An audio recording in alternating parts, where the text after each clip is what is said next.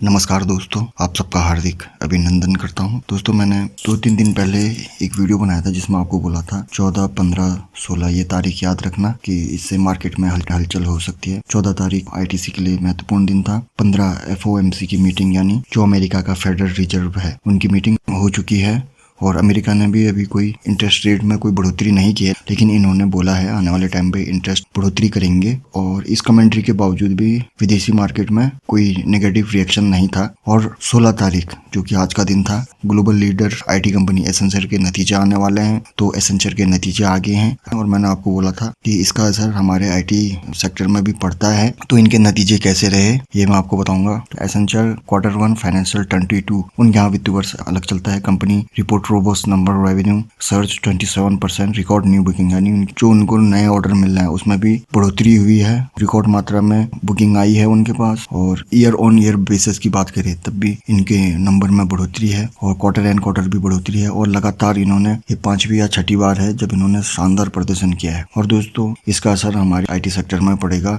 आज 16 तारीख IT sector पूरे हरे निशान में थे क्योंकि मार्केट ने भी एक संभावना निकाल ली थी कि इनके नंबर अच्छे आ सकते हैं। और मैंने 3 संभावना बताई थी कि मार्केट को भी इनके नंबर पसंद आने चाहिए। अगर इनके नंबर खराब आए तो हमारे आईटी सेक्टर में भी असर पड़ेगा, और इनके नंबर अच्छे आए लेकिन मार्केट को पसंद नहीं आए तब भी जो हमारे आईटी सेक्टर के शेयर है उन पर भी दबाव पड़ेगा। जो पहले नंबर की जो मैंने पॉसिबिलिटी बताई थी वो ठीक हुई है, यानी इनके नंबर तो अच्छे आए हैं, साथ ही साथ सबसे बड़ी बात मार्केट को भी इनके नंबर पसंद आए क्योंकि मार्केट हमेशा ओवर एक्सपेक्टेशन रखता है। दोस्तों, आपने क्या करना है, आपने कल आईटी सेक्टर के जितने भी स्टॉक है उनमें नजर रखनी है। और अगर आईटी सेक्टर में कोई भी गिरावट आए तो जितने भी अच्छे अच्छे शेयर हैं उनको आप इन्वेस्टिंग पर्पस के लिए खरीद सकते हो। और आने वाले 5 से 6 साल के अंदर भी आईटी अच्छा प्रदर्शन करेगा। जैसे एसेंचर के नंबर अच्छे आना और उसका हमारे आईटी सेक्टर पे असर पड़ना, तो ये कोई 100% गारंटी की बात नहीं है। ये मैं पॉसिबिलिटी बता रहा हूँ क्योंकि मैं अपने अनुभव के आधार पर कह रहा हूँ। 10 में से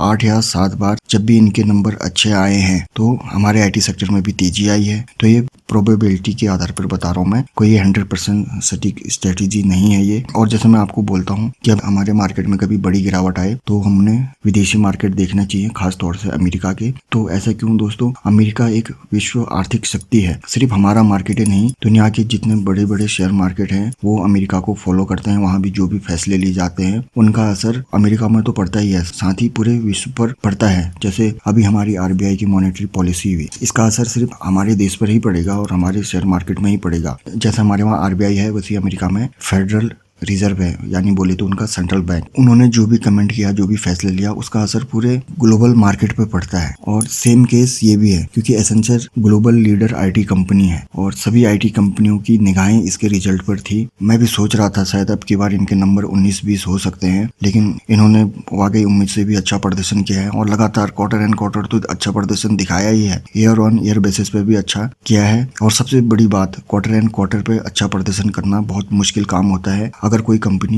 क्वार्टर एंड क्वार्टर अच्छा प्रदर्शन कर रही है तो समझ लेना वो एक अच्छी कंपनी है, क्योंकि क्वार्टर में 90 दिन होते हैं और हर 90 दिनों में रिजल्ट अच्छा दिखाना एक बहुत बड़ी चुनौती होती है। और कल आईटी सेक्टर पे नजर रखना, ज्यादा संभावना है कि आईटी सेक्टर में उछाल आए। दोस्तों, ये मैंने टीसीएस का चार्ट लगा रखा है, कल इस टीसीएस के ऊपर भी ध्यान देना। दोस्तों, मैंने यहाँ पर एसेंचर का शेयर प्राइस चार्ट लगाया हुआ है। ये अभी इनका मार्केट खुला है 8:30 बजे से 2:30 बजे तक हमारे टाइम के अनुसार, वहाँ तो सुबह हो रही होगी। अभी बढ़त बनाए हुए है ये, और आप जब सुबह उठोगे तब इसके शेयर प्राइस को मॉनिटर करना। दोस्तों, ये इन्फोसिस का शेयर प्राइस चार्ट लगाया हुआ है। आप कहोगे इन्फोसिस का शेयर 24 रुपए क्यों दिखा रहा है? तो आपकी जानकारी के लिए बता दूं, ये इन्फोसिस अमेरिका के शेयर मार्केट में भी लिस्ट है। ये एडीआर लिखा हुआ है, अमेरिकन डिपॉजिटरी रिसिप्ट, $24.39 है यूएसडी। जैसे आपको इन्फोसिस की चाल पता करनी है, एडीआर देख सकते हो उनका, तो ये आपको एक नई जानकारी पता चली होगी। इन्फोसिस का शेयर ये अमेरिकन मार्केट में भी लिस्ट है, तो ये अमेरिकन मार्केट में भी इसमें बढ़त है। दोस्तों, जैसे इन्फोसिस का शेयर अमेरिकन मार्केट में लिस्ट है वैसे ही विप्रो का शेयर भी अमेरिकन मार्केट में लिस्ट है। ये Wipro limited ADR American depository receipt है, यहाँ भी अभी बढ़त में ही है। इन्फोसिस विप्रो के अलावा और भी स्टॉक हैं जो अमेरिका के शेयर मार्केट में लिस्ट हैं। आप गूगल पर सर्च करना दोस्तों, विप्रो इन्फोसिस के अलावा किन भारतीय कंपनियों के शेयर अमेरिका के मार्केट में लिस्ट हैं, आप कमेंट करके भी बता सकते हो। दोस्तों, आपने टीसीएस, इन्फोसिस, विप्रो के ऊपर तो नजर रखनी है, साथ ही इसमें माइंडट्री, इसके ऊपर भी नजर रखना कल। और ये माइंडट्री L&T के अंतर्गत आती है। L&T ने इसको खरीदा था। दोस्तों L&T ग्रुप की एक और company LTI Larsen and Toubro infotech, इस पे भी नजर रखना। और एक और KPIT। वैसे तो पूरे इस सेक्टर में तेजी आएगी, लेकिन मैं मेन बता रहा हूँ। और जो मैंने ज्यादातर बताया वो फंडामेंटली स्ट्रॉन्ग शेयर है। और एक KPIT है, ये थोड़ा रिस्की लगता है। ये इलेक्ट्रिक व्हीकल के क्षेत्र में सॉफ्टवेयर बनाने का काम करता है। और परसिस्टेंट सिस्टम है, उस पर भी ध्यान देना। और साइंट है, उस पर भी ध्यान देना। इसे एक सीखने को भी मिलेगा, जो ग्लोबल लीडर शेयर है उसका असर हमारे IT सेक्टर पर क्या पड़ता है। तो आशा करता हूँ आपको वीडियो पसंद आया होगा, आपको नई चीज सीखने को मिली होगी। बहुत बहुत धन्यवाद।